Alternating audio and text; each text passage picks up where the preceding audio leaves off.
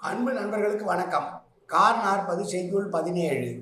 அரை கல் இருவரை மேல் பாம்பு சபட்டி பறை குரல் ஏருடு பவம் பருகி உறைந்து இருள் கூர்ந்தன்று வானம் விரைத்தகை கொண்டன்று பேதை நுதல். நுதல் என்றால் நெற்றி. தலைவியை பார்த்து தோழி சொல்லுகிறாள், பிறை போல் இருக்கக்கூடிய பிறைச்சந்திரனை ஒத்த அழகை கொண்டது உன்னுடைய நெற்றி.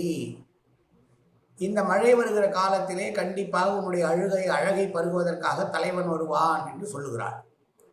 மேகமானது கடல் நீரை குடித்து பெருத்த சத்தத்தோடு பறைவழி போலும் இடியை இடித்து பாறையும் கற்களும் நிறைந்த மலையின் பக்கத்தில் மேலே நீரை சொரிகிறது. அப்படி சொரிகிற போது அதை பார்க்கிற தலைவன், அழகான உன்னுடைய நெற்றி ஞாபகம் வரும் அவனுக்கு, அதனால் அவன் உன்னை தேடி வருவான் என்று உட்பொருளை கொண்ட ஒரு செய்யுளை சொல்லுகிறாள் தோழியானவள் தலைவியை பார்த்து. மழை வருகிற போது அந்த குளிர்ச்சியால் தலைவனும் உன் எண்ணம் வந்து உன் அருகே வருவான் என்று சொன்ன செய்யுள் இந்த செய்யுள். மீண்டும் ஒரு முறை செய்யுள்.